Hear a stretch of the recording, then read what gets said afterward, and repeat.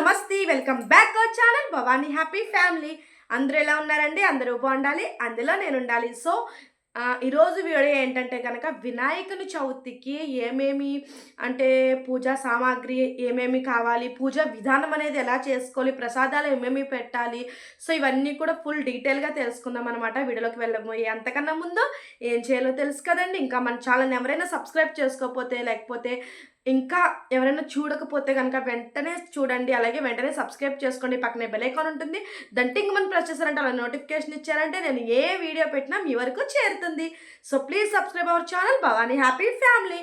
So ముందుగా మనం ఓం శ్రీ గణపతాయ నమః.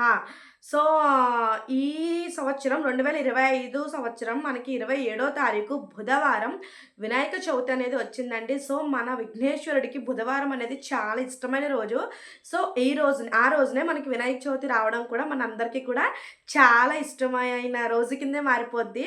సో ముందుగా వినాయక చవితి సెలబ్రేషన్స్ ఎలా ఉంటాయంటే ఈ నెలే మనకి వరలక్ష్మి వ్రతం ఇవన్నీ కూడా వచ్చేసింది కాబట్టి సో డీప్ క్లీనింగ్ ఇవన్నీ కూడా మీ అందరికీ వరలక్ష్మి వ్రతానికి అయిపోయి ఉంటాయి. సో వినాయక చవితికి చక్కగా ముందు రోజునే చక్కగా ఇల్లు అన్నీ కడిగేసుకుని, ఇల్లు ఒకసారి శుభ్రం చేసేసుకుని, అన్నీ కూడా గడపలకి గట్ట పసుపు అవి రాసేసుకుని చక్కగా బొట్లు అవి పెట్టేసుకుని అన్నీ కూడా సిద్ధం చేసుకున్న తర్వాత వినాయక చవితి రోజు చక్కగా తెల్లవారుజామునే లెగిసి తలస్నానం చేసి ఇల్లు అవి శుభ్రం చేసుకుని చక్కగా ఆ వినాయకుని స్వామిని మనం ఆవాహనం చేసే పీఠం ఇవి ఉంటాయి కదండి. సో ఆ పీఠానికి చక్కగా పీఠం కడుక్కుని పసుపు అవి రాసుకుని ఆ వరిపిండితో ముగ్గు అవి పద్మం అని కలసం, సో అలాంటి ముగ్గులు అవి వేసుకుని స్వస్తిక్ గుర్తని, సో ఇలాంటివి ముగ్గులు అవి వేసుకుని చక్కగా అంటే వాటిపై చక్కగా బియ్యం పోసి అక్షింతలు వేసి ఆ వినాయక ప్రతిమని మనమైతే ప్రతిష్ఠించుకోవాలండి. సో ఆ వినాయక ప్రతిమను ప్రతిష్ఠించుకోవాలంటే ఫస్ట్ మనం మెయిన్ అన్నీ కూడా రెడీ చేసుకోవాలంటే ప్రసాదాలు కానించి పత్రి కానించి సో మనం ఆయనకి పైన పాలవెల్లి అనేది కట్టుకుంటాం కదండి. సో పాలవెల్లి అనేది కొంతమందికి మాకు ఆన్మ లేదు అంటారు, కొంతమందికి ఉంటుంది అంటారనమాట. సో ఆన్మ ఉన్నవాళ్ళు చక్కగా పత్రి అనేది కొంతమంది సంవత్సరం కొత్తది కొనుక్కుంటారు, కొంతమంది పెద్దవాళ్ళ నుంచి వచ్చింది అనే వాడతారు, కొంతమందికి వెండి పాలవెల్లి కట్టుకుంటారు, కొంతమంది ఇత్తడి పాలవెల్లి కొట్టుకుంటారు. సో ఎవరి స్తోమత వాళ్ళదనమాట. సో ఆ పాలవెల్లి కూడా చక్కగా శుభ్రంగా కడిగేసుకుని పసుపు అవి రాసుకుని బొట్లు అవి పెట్టుకుని వాటికి మనం చక్కగా అలంకరించుకుంటాం కదా. చక్కగా మొక్కజొన్నలని, బత్తాకాయలని, సో దానిమ్మ, యాపిల్, సో ఇట్లా ద్రాక్ష గుత్తులు కట్టడం, ఎలక్కాయలు, సో ఆయనకి చాలా ప్రీతికరమైనది ఎలక్కాయలు అనమాట. సో వెలగపండు, సో వాటిని ఇవన్నీ కూడా మనం చక్కగా కట్టుకుని వాటిని అయితే అలంకరించుకుంటాం. సో అలాగే ఫస్ట్ విఘ్నేశ్వరుడికి మనం వస్త్రం సమర్పించడానికి మన పత్తి అంటే మన దూది ఒత్తులు చేసుకుంటాం కదండి, ఆ దూదితోనే చక్కగా వస్త్రం అనేది చేసుకుని అన్నీ కూడా రెడీగా పెట్టేసుకోవాలి. పసుపు విఘ్నేశ్వరుని చేసుకోవాలి. అలాగే ప్రసాదాలు ఆయనకి ఇష్టమైనవి చక్కగా కుడుములు, ఉండ్రాళ్ళు, అలాగే బెల్లం తాలికలు, సో వడపప్పు, చలిమిడి, పరమాన్నం, పులిహోర, సో ఎవరికి సోమత తగ్గట్టు వాళ్ళకి కొబ్బరికాయ, బెల్లం ముక్క అయితే ఇంకా చాలా మంచిదండి. బెల్లం ముక్క అయితే అసలు ఎంగిలి లేని ప్రసాదం ఏదంటే బెల్లం అనే చెప్పుకోవాలి చక్కగాని. సో బెల్లము, అలాగే కొబ్బరికాయ కొట్టిన తర్వాత వాటర్ అయితే వస్తాయి కదండి. సో కొబ్బరికాయ నీళ్ళు, సో ఇలా అన్నమాట. అరటిపళ్ళు, ఇలా ఫ్రూట్స్ మనకి సోమత తగ్గట్టు ఫ్రూట్స్, అలాగే పువ్వులు ఆయన్ని పూజించడానికి విడి పువ్వులు రెడీగా పెట్టుకోవాలి. అలాగే గంధం, పసుపు, కుంకుమ, అక్షింతలు, హారతి కర్పూరం బిళ్ళలు, అలాగే అగ్గిపెట్టి కంపల్సరీ కావాలి కదా. సో నూనె, అలాగే ఒత్తులు, ప్రమిదలు, ఇలా అనమాట. హారతి ఇచ్చుకోవడానికి గంట, సో ఇవన్నీ కూడా మనమైతే పూజా సామాగ్రి అన్నీ కూడా మనం రెడీగా పెట్టేసుకోవాలి. అలాగే పత్రి 21 పత్రి అయితే ఈయనకి మనకి పెట్టుకోవాలండి. 21 పత్రి దొరకలేని వాళ్ళు 11 రకాల పత్రి కూడా చక్కగా పెట్టుకుని అయితే పూజించుకోవాలి. సో మనకి అవైలబుల్గా ఉండేవే మనకి దొరికేవి మనం చక్కగా తెచ్చుకుని పూజించుకోవాలన్నమాట స్వామివారిని. అలాగే మట్టి గణపతి అయితే చాలా మంచిదండి. సో మట్టి గణపతిని మనం పూజించుకుంటే చాలా మంచిది, మన పర్యావరణానికి కూడా పరిరక్షించినట్లు అవుతాం మన వంతుగా. సో మట్టి గణపతిని పూజించుకోవడం చాలా మంచిది. మీ పిల్లలకు కూడా అదే అలవాటు చేయండి. మనం చిన్నప్పటి నుంచి అలవాటు చేసినవి మనకి పెద్ద అయ్యాక అలవాటు అవుతాయి. అలాగే ఏంటి పిల్లలు చక్కగా వాళ్ళ పుస్తకాలు గానీ, వాళ్ళ బుక్స్ గానీ, అలాగే మన హస్బెండ్స్ ఆఫీస్ ఫైల్స్ అని, లేకపోతే ఎవరెట్లా ఎళ్తే వాళ్ళు మనం ఉద్యోగం చేసుకుంటే మనకు సంబంధించినవి ఇవన్నీ కూడా విఘ్నేశ్వరుడి దగ్గర విఘ్నేశ్వరుడి పూజలైతే మనం చక్కగా పెట్టుకుంటాం కదండీ! అలాగే విఘ్నేశ్వరుడి వ్రత కథ ఇవన్నీ కూడా చదువుకుని అంటే మనం ముందు అంతా కూడా సంసిద్ధం చేసేసుకొని ప్రసాదాల కాడ్నుంచి అన్నీ కూడా సంసిద్ధం చేసుకొని ఇంకొకటి కలశం. కలశం అనేది కొంతమందికి ఉంటుందండి, కొంతమందికి ఉండదు. కలశం అనేది వినాయక చవితికి మస్ట్ అండ్ షుడ్డా అంటే అది మస్ట్ అండ్ షుడ్ అయితే కాదండి. కలశం అనేది వినాయక చవితికి. కానీ పెద్దవాళ్ళ నుంచి ఆనవాయితీ వస్తే గనక ఖచ్చితంగా పెట్టుకోండి. పెద్ద పెద్ద మండపాల్లో గట్టా అయితే కలశం పెట్టి పూజిస్తారు. సో, ఆ కలశంలోకి ఆ విఘ్నేశ్వరుడిని అయితే ఆవాహనం చేస్తారు. సో, మీ ఇష్టం చక్కగా ఆహ్ కలశము ఉంటే గనక మీ పెద్దవాళ్ళు ఆచరిస్తూ వస్తే గనక ఖచ్చితంగా పెట్టుకోండి. లేదు పెట్టుకోలేదంటే గనక పర్వాలేదు, ఏమీ కాదు. అలాగే కొంతమంది 3 రోజులు ఉంచుకుంటారు, కొంతమంది 5 రోజులు ఉంచుకుంటారు. సో, ఎవరికి తగ్గట్టు వాళ్ళు ఉంచుకుంటారు. నియమ నిష్టలతో అయితే ఖచ్చితంగా ఉండాలి. అలాగే ఆయనకి ఈ టైంలో కుడుములు అవి ఎందుకు పెడతామంటే ప్రసాదాలు. సో, ఇప్పుడంతా కూడా జలుబులు, దగ్గులు, సో, జ్వరాలు ఈ సీజన్ నడుస్తూ ఉంటుందనమాట. ఈవెన్ ఇప్పుడు నాకు ప్రెజెంట్ ఫీవర్ అనమాట. సో, ఈ సీజన్ అయితే నడుస్తూ ఉంటుంది. మనకేంటంటే వాటిని మనం ఆవిరి మీద ఉడికిస్తాం కాబట్టి అవి త్వరగా అరుగుదలవుతాయి. చక్కగా హెల్త్‌కి కూడా మంచిది అనేసి మనకి ఇలా అయితే పెట్టారండి. సో, సలివిడి, పానకం, వడపప్పు ఇవన్నీ కూడా మనకి ఆ పప్పులో పెసరపప్పులో అనేది పోషకాలవి ఉంటాయి.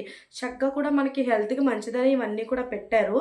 సో, అలాగే 2 సార్లు మనం ఆవిరి చేస్తాం కదండీ! వాటిని చక్కగాని. ఒకసారి విడిగా పిండినైతే మనం ఆవిరి చేసుకుంటాం. ఒకసారి కుడుములవి చేసేసుకున్న తర్వాత మళ్ళీ ఒకసారి స్టీమ్ చేసుకుంటామనమాట. సో, ఇలాగా ఉడికించిన ఆహారం తినడం వల్ల చాలా అదే ఆవిరి మీద ఉడికించడం కాదు. ఆవిరి మీద తినే ఆహారం తినటం వల్ల త్వరగా జీర్ణమవుతుంది. హెల్త్‌కి కూడా మంచిదనేసి ఇలా అయితే మనకి సైంటిఫిక్ రీజన్ కూడా ఉందనమాట. చక్కగా మీరు పత్రి దొరికితే 21 రకం పత్రి కూడా మీరు పెట్టుకొని పూజించుకోవాలి. సో, ఇవన్నీ కూడా మీరు చేసుకోవాలనమాట.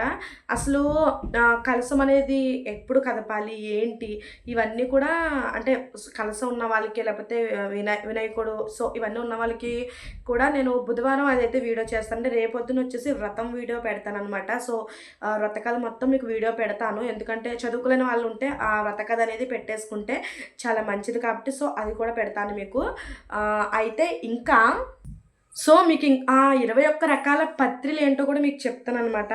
మాచిపత్రి అండి. సో, మాచిపత్రము దాన్ని మాచిపత్రం అని అంటారు వాడుక భాషలో కూడా. అలాగే బహృతి పత్రం. సో, వాకుడాకనమాట అది వాడుక భాషలో. తర్వాత బిల్వ పత్రము అంటే మారేడు పత్రం అనమాట. మారేడు చెట్టు. సో, అలాగే దుర్మయోగ్యం అంటే గరికనమాట. సో, అలాగే దత్తూర పత్రం అంటే ఉమ్మెత్త పువ్వు. సో, అలాగే బదిరీ పత్రం అంటే రేగుపళ్ళదనమాట. సో, రేగు చెట్టు. అలాగే అపమార్గ పత్రము అంటే ఉత్తరేణి అనమాట.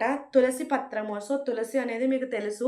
వినాయక చవితిలో తులసి అనేది వెయ్యరు. అసలు ఏ పూజలో తులసి వాడరు అంటారు కదండీ! కానీ వినాయక చవితిలో తులసి పత్రం అనేది వేస్తారు. మీరు ఎక్కడైనా అబ్జర్వ్ చేస్తే తులసి పత్రం సమర్పయామి అని కూడా వస్తుందనమాట. తర్వాత చూత పత్రము అంటే మావిడాకు. సో, ఈ మావిడాకు మనకి చాలా శుభదాయకం కదండీ! చక్కగా పెళ్ళిళ్ళకి కానీ ఏ చిన్ని పండుగొచ్చినా మనం ఏ చిన్ని ఫంక్షన్ అయినా సరే మనం మావిడాకులైతే కట్టుకుంటామనమాట. తర్వాత కరవీర పత్రం అనమాట. అంటే గన్నేరు చెట్టు. అలాగే విష్ణుకాంత్ర పత్రము. సో, దీన్ని వాడుక భాషలో కూడా అలాగే అంటారు. తర్వాత దామిడి పత్రము అంటే దానిమ్మకాయ చెట్టు. దేవదారు పత్రము అంటే దేవదారు అనే అంటారండి వాడుక భాషలో కూడా. మరువక పత్రము అంటే మరువం, దవనం అని అంటారనమాట వాడుక భాషలో. అలాగే సింధువార పత్రము అంటే వావిలి ఆకు అనమాట. తర్వాత జాజి పత్రం అంటే విరజాజి పూలు ఉంటాయి కదండీ! సో, ఆ చెట్టు అనమాట. తర్వాత గండికి పత్రము అంటే దేవకాంచను చెట్టు అనేసి అంటే అంటారనమాట వాడుక భాషలో. అలాగే సెమీపత్రం. సో, సెమీపత్రం అంటే మీ అందరికీ తెలుసు జమ్మి చెట్టు అనమాట. సో, అశ్వత్థ పత్రం అంటే రావి ఆకులు అనమాట. అలాగే అర్జున పత్రం అంటే మర్రి ఆకులు. అలాగే ఆర్కపత్రము అంటే జిల్లేడు ఆకులు. సో, ఇవన్నీ కూడా మనము ఆయనకి 21 పత్రాలు పెట్టుకొని మనం సమర్పించుకొని పూజ అయితే చేసుకుంటామనమాట. 21 పత్రాలు దొరకలేనోళ్ళు మారేడు, అలాగే రేగిపళ్ళు, అలాగే మర్రి ఆకులు, సో, దానిమ్మ ఆకులు, తులసి పత్రము, విరజాజి పత్రము. సో, ఇవన్నీ కూడా చాలా రకాల 15 రకాల పత్రాల వరకు మనకి అవైలబుల్‌గానే ఉంటాయండి చక్కగాని. సో, ఇలా ఒక గరిక ఇలాంటివనమాట. ఒక 11 రకాల పత్రాలతో అయినా ఆయన్ని పూజించుకోవాలి. చక్కగా అలాగే ఆయనకి పసుపు, కుంకుమ, గంధం ఇవన్నీ కూడా నివేదించుకొని చక్కగా ప్రసాదాలు అవన్నీ నివేదించుకొని, ఆ కథాకట్ట అన్నీ చదువుకొని, వస్త్రం సమర్పయామి అన్నప్పుడు ఆ పత్తితో చేసిన వస్త్రాన్ని చక్కగా ఆయనకి వేసి, ఆయనకి గొడుగు కూడా పెడతామండి ఆ రోజున. ఎందుకంటే గనక ఆయన ఆ రోజున ఆహ్ ఆదిత్యం ఒక రాజు అనమాట. ఆయనకి ఆ రోజునే కదా కీర్తి గట్ట ఇవన్నీ వచ్చింది. సో, అవమానింపబడడం వల్లే కదా ఆయనకి అట్లా కీర్తి గట్ట ప్రకాశించింది. సో, ఆ రోజునైతే మనం చక్కగా ఆయన్ని ఒక రాజులాగానే, ఒక అధిపతిలాగానే మనం పూజించాలనమాట. చక్కగా అందుకే గొడుగు, ఈ యజ్ఞోపవీతాలు ఇవన్నీ కూడా మనం పెడతామనమాట ఆయనకి. సో, ఆ రోజు చక్కగా ఈ పత్రాలు ఇవన్నీ కూడా వేసుకొని గరికంటే ఆయనకి చాలా ప్రీతికరం. మీకు అందరికీ కూడా తెలుసు. సో, గరికను కూడా మనం ఎప్పుడైనా విఘ్నేశ్వరుడు వాళ్ళ ఆలయానికి వెళ్తే గనక మనం గరిక పట్టుకొని కంపల్సరీ వెళ్తాము. అవునా కాదా అంటారా? సో, గరికంటే ఆయనకి చాలా ఇష్టం అనమాట. సో, ఇలా మనకి దొరికిన పత్రాలతో చక్కగా పాలవెల్లి కట్టినప్పుడు కూడా ఫ్రూట్స్‌తో గట్టా ఎలా అలంకరించుకుంటామో, పత్రి కూడా పైన చక్కగా నీట్‌గా పత్రికతో కూడా పత్రి కూడా అలంకరించుకొని చక్కగా ఆయన్నైతే మనం చక్కగా ఆవాహనం చేసుకుంటాం మన పూజలో. చక్కగా మనం పూజ గట్ట అంతా అయిపోయిన తర్వాత హారతి అన్నీ ఇచ్చేసి, కొబ్బరికాయ కొట్టుకుని హారతి అన్నీ ఇచ్చేసి, నివేదించిన తర్వాత మనం చక్కగా సాయంత్రం మాటలు చంద్రుడిని చూడకుండానే పూజాక్షింతలు అనేవి మనం నెత్తిన వేసుకోవాలి. లేకపోతే మనం నీలాప నిద్రలు పడతామనేసి మనం నమ్ముతాం కాబట్టి, అది జరిగిన పురాణం కాబట్టి, ఒకవేళ మన ఎక్కడికైనా బయటికి వెళ్ళాల్సి వస్తే గనక, బయట ఎక్కడో దుక్కున మండపాలు గట్ట ఉంటాయి. అక్కడైనా కనీసం వెళ్ళి చక్కగా అక్షింతలు తలపైన వేసుకుని చంద్రుడిని చూడడం ఇలాంటివన్నీ పాటించాలండి కంపల్సరీ. సో, మన సనాతన ధర్మాన్ని మనం నిలబెట్టుకోవాలి, మనం పాటించాలి ఖచ్చితంగా. సో, వీడియో చూసారు కదండి. చక్కగా పూజకి ఏమేమి కావాలి, అలాగే ప్రసాదాలు ఎవరి సొమస్సు తగ్గట్టు వాళ్ళైతే పెట్టుకుంటారు ప్రసాదాలు. ఇప్పుడు ఎవరు ఏమి ఆలోచించట్లేదండి. చక్కగా పూజలంటే అందరూ కూడా చక్కగానే చేసుకుంటున్నారు. వాళ్ళకున్నంతలో చక్కగా అన్నీ కూడా చేసుకుంటున్నారు కాబట్టి. సో, వీడియో నచ్చిందని అనుకుంటున్నాను. రేపొద్దున్నైతే వినాయకుడి కథతో మీ ముందుకైతే వస్తాననమాట. సో, వీడియో నచ్చినట్లయితే లైక్ చేయండి, షేర్ చేయండి, కామెంట్ చేయండి. సబ్స్క్రైబ్ చేసుకోవడం అస్సలు మర్చిపోవద్దే. Bye bye.